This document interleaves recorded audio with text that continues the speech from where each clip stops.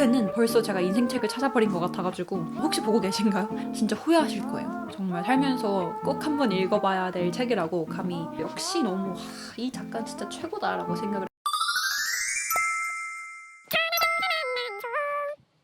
몰골이 말이 아니네.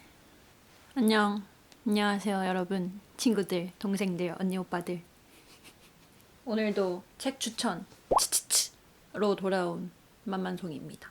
오늘은 제가 지난번 영상에서도 이번 달에 잘 읽었다고 얘기한 이 단순한 진심, 이 책이 너무 좋아서 그렇게 수많은 책들 중에 하나로 소개되기 너무 아까운 거예요. 그래서 이 책은 단독으로 꼭 영상을 만들어야겠다고 읽으면서 무조건 생각했거든요. 물론 제가 영상에서 여러 번 언급을 하긴 했지만 실제로 제가 이 책을 좋다고 계속 막 인스타에도 올리고 유튜브에도 올리니까 꽤나 많은 분들께서 이 단순한 진심 책을 샀다고 하셔서 너무 뿌듯했어요. 좋은 영향력을 그래도 내가 선사 조금은 했구나 라는 느낌? 근데 아직까지 다 읽고 나서 후기를 알려주신 분은 없어서 다들 어떻게 읽고 계신지 모르겠지만 북클럽처럼 이 책을 읽고 다 같이 소감 그리고 느낀 점을 공유하는 장을 만들었으면 좋겠다라는 댓글이 있더라고요. 그래서 아직은 채널이 작아서 그게 될진 모르겠지만 이 단순한 진심 책을 제가 너무너무 강력 추천하니까 이 책을 읽고 어떻게 느끼셨는지 아니면 어떻게 읽으셨는지 이런 후기들을 또 이 영상에 댓글로 달아주시면 얼마나 많은 분들이 참여해 주실지 모르겠지만 후기를 댓글로 달아주시면 약간 독서 토론 같은 걸 할 수 있지 않을까 기대를 해보고요.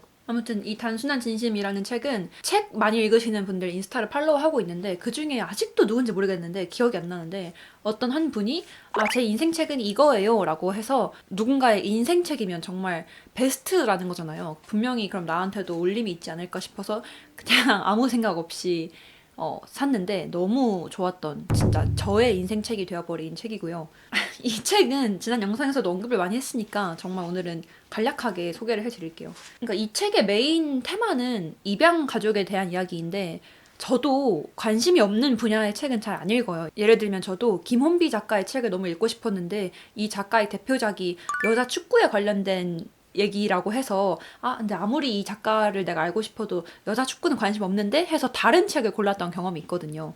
근데 만약에 이 책도 제가 입양 가족에 대한 이야기라고 먼저 알고 읽었으면 안 읽었을 것 같아요. 나 입양 가족? 별로 그 소재에 대해서 내가 딱히 관심 없는데?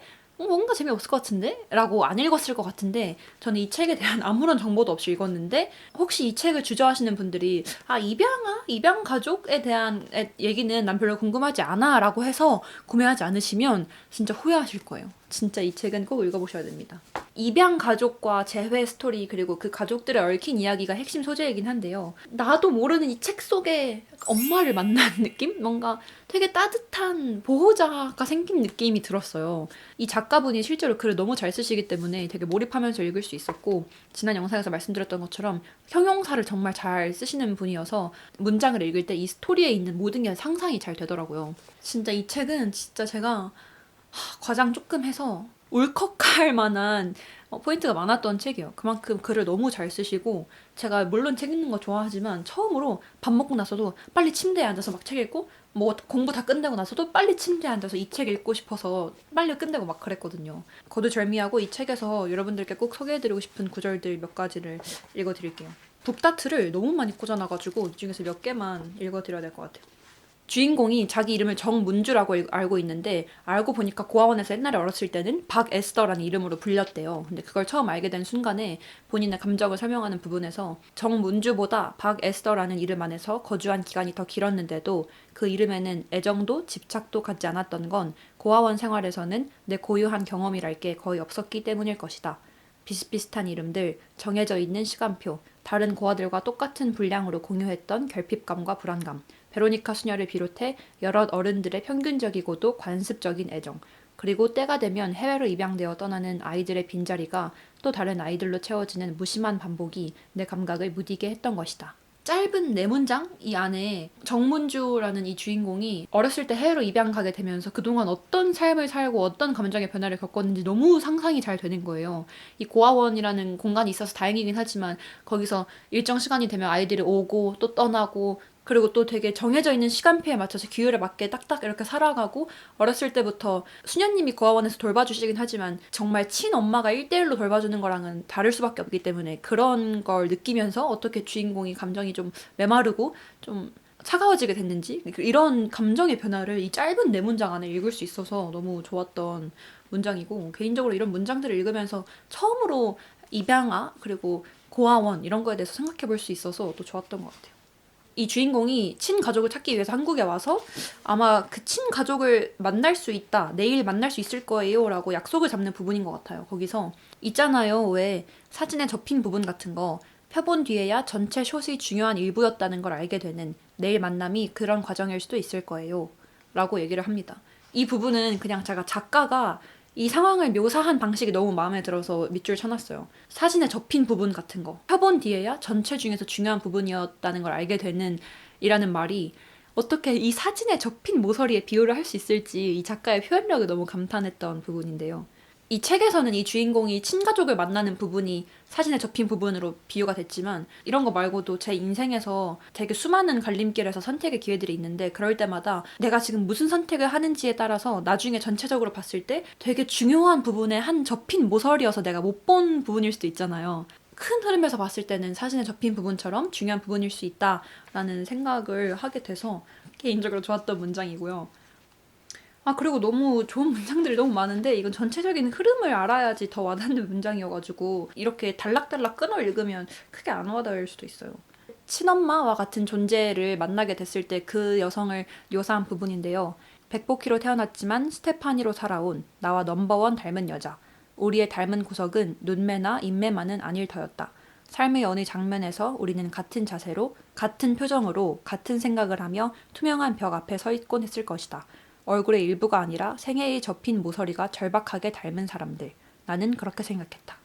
이 부분에서도 단순히 얼굴의 일부가 닮은 게 아니라 삶에 접힌 모서리가 절박하게 닮은 사람들이라고 표현을 하잖아요. 삶에 접힌 모서리가 절박하게 닮았다라는 이런 형용사를 여기에 배치할 수 있는지 그것도 너무 감탄스러웠고, 그냥 단순히 내 앞에 있는 저 여자가 호텔로 체크인하는 모습을 보면서 어렸을 때 버려졌다는 이 상처, 버림받았다는 이 상처를 가진 주인공이 앞에 있는 저 여자가 호텔로 체크인하는 모습을 보면서 뒤에서 바라보면서 얼마나 많은 생각을 했을지, 저 여자랑 나는 단순히 얼굴이 닮은 게 아니라 삶의 이런 여러 모서리들이 절박하게 닮았다라고 표현하는 부분에서도 역시 너무 이 작가는 진짜 최고다라고 생각을 했고, 그리고 마지막으로는 추연희, 그리워할 수 있어서 행복했던 사람. 나는 이제 그 이름을 내 삶이 끝날 때까지 기억할 것이다.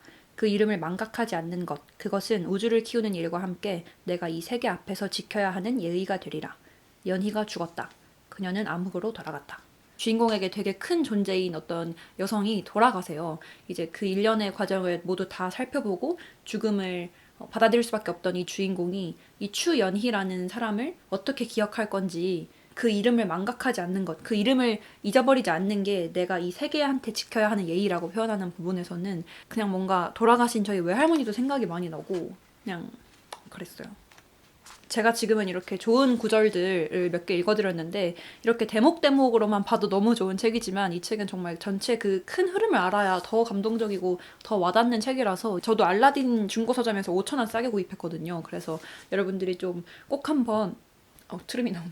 꼭 한번 읽어보셨으면 하는 책입니다. 작년에는 양 기자의 모순, 나는 소망한다 내게 허락하지 않은 것을? 그 책, 양 기자 작가의 책이 제 인생 책이었다면 올해는 벌써 제가 인생 책을 찾아버린 것 같아가지고 이 조혜진 작가의 또 다른 책도 열심히 읽어볼 예정입니다.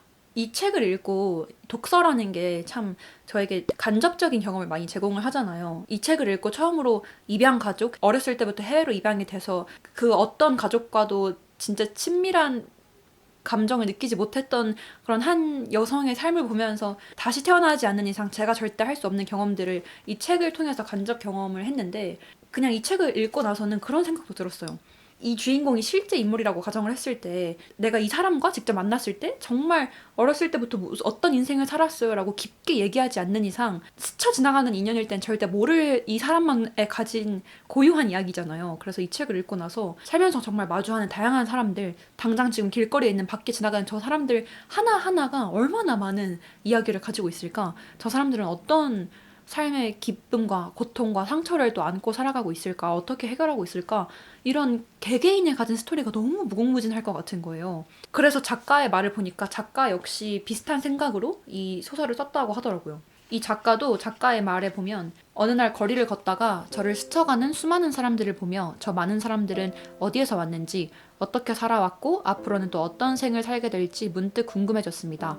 저마다 다른 그들의 근원과 살아온 과정과 먼 미래를 생각하니 생명만큼 위대한 것은 없다는 생각도 들었지요. 그날 생명이 화두인 소설을 쓰고 싶다는 마음도 시작되었습니다.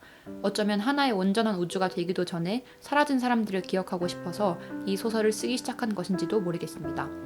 제게 조금이나마 자격이 있다면 단순한 진심은 이 세상 모든 생명에 바치는 저의 헌사라고 감히 말하고 싶습니다. 이제 저의 진심을 전합니다. 라고 2019년 여름에 작가가 작가의 말을 써놓으셨더라고요. 그래서 다시 한번 이 작가는 진짜 레전드다. 이 조혜진 작가님 혹시 보고 계신가요?